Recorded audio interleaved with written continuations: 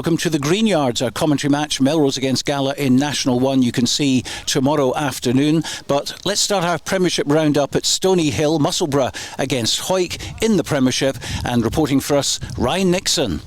A bright but chilly afternoon at Stoneyhill on Saturday brought with it a high-scoring cross-county clash in the shape of Musselburgh versus Hawick. Hawick have been flying high this season on 5 wins and 2 losses, whilst Musselburgh have had a more mixed bag with 3 wins and 4 losses so far, in a season which marks the club's centenary year.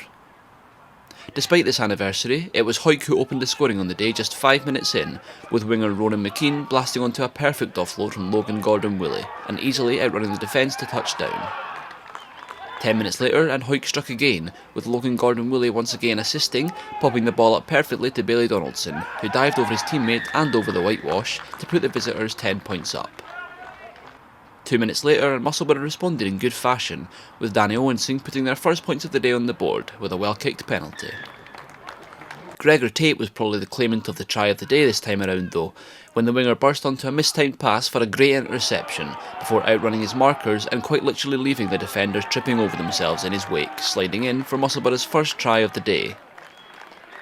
Hawick were equally as determined in response though, with Kirk Ford claiming 10 points in a matter of minutes, starting off with a well-kicked penalty.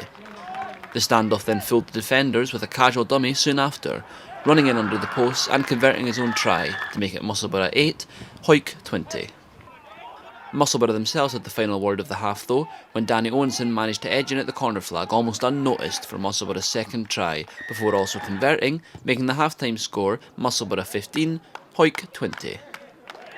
Hawick got the second half underway in tremendous fashion barely a minute in, when Ronan McKean ran in for his second try of the day, chasing a rogue ball over the try line and managing to throw his body on top of it.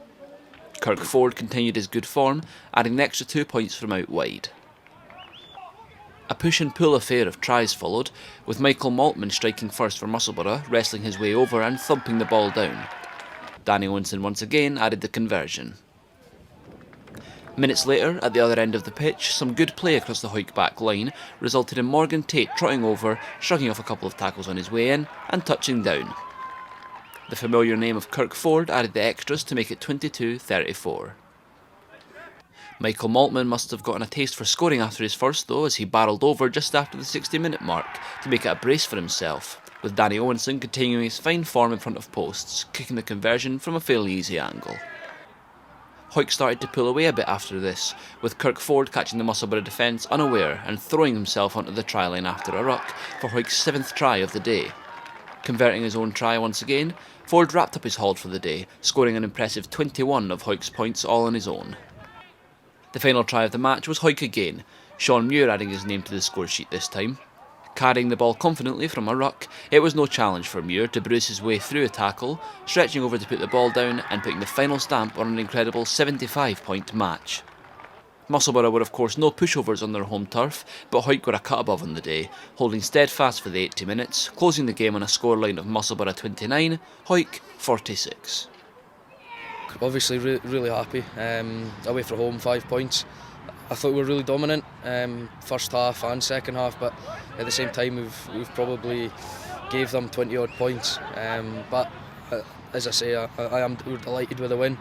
It keeps you ticking over, and obviously we have a massive game at Mansfield against Mar next week, and that's probably the stepping stone that we needed for that. But likes on that, I thought performance was up there with the best of the season. So now really happy. We know what Mar are like. Mar and Curry are probably the 2 top teams in the league, and we just need to, they're coming to Mansfield, and we have to make it a hard place for teams to come. We have to be there for 80 minutes to get a result next week.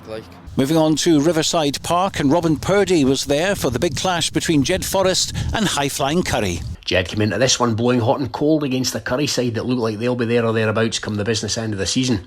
But Jed got off to a fast start, Clark Skeldon crashing over after 2 minutes following a line-out drive. Curry's Gregor Hunter then kicked a penalty and converted a try by Rhys Davis, the big second rower galloping over from 25 metres after a gap appeared at the side of a ruck. DJ Ennis was next to cross for the Milani men after several phases of sustained pressure, Hunter again converting. Around 22 minutes, Charlie Brett skipped over and it looked ominous for Jed at 22-5 down. But just before the interval, Jed were awarded a penalty try after a searing Gregor Young break, led to Archie McLean palming down the scoring pass, and the big Curry man was given 10 minutes to contemplate his actions. 22-12 to Curry at the break. Into the second half, and Charlie Brett bagged his second for Curry after good interplay by forwards and backs, the extras added by Hunter. Lewis Young then pulled one back for Jed, burrowing over from 2 metres rather than his usual 42. A further 2 penalties by the impressive Gregor Hunter brought the scoring to an end, and Curry head back up the A68 with a bonus point win, while a battling Jed side will need to regroup and go again. Final score here at Riverside, it's Jed 17, Curry 35. I thought we played some really good rugby. I thought we made some great line breaks. We just probably didn't stay connected as much as what I would like today to finish those tries off. And a couple of little mistakes that cost us tries, which cost us steer in the end. You know, they've got a very good standoff in Hunter who can pin us down that bottom corner, but I thought we had to play some tremendous rugby to get out that corner at times. And I feel sorry for our players in there, because at the end of the day we're a bonus point down. We're probably deserve that extra bonus point today. Selkirk were on the road to take on Glasgow Hawks at Ballgrey, and it was a nightmare first half for them, turning round 33-0 at the break. But they won the second period, scoring 26 points to Hawks 5.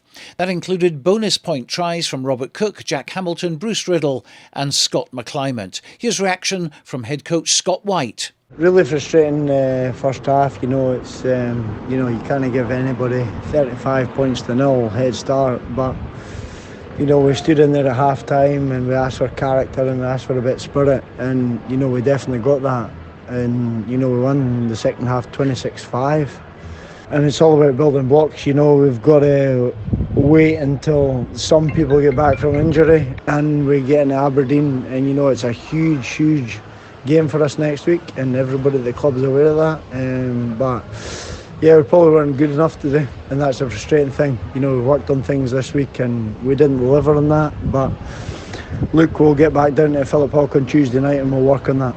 The match at Rubislaw between Aberdeen Grammar and GHA was postponed due to COVID, and in the other match, Mar 38, Edinburgh Accies 14.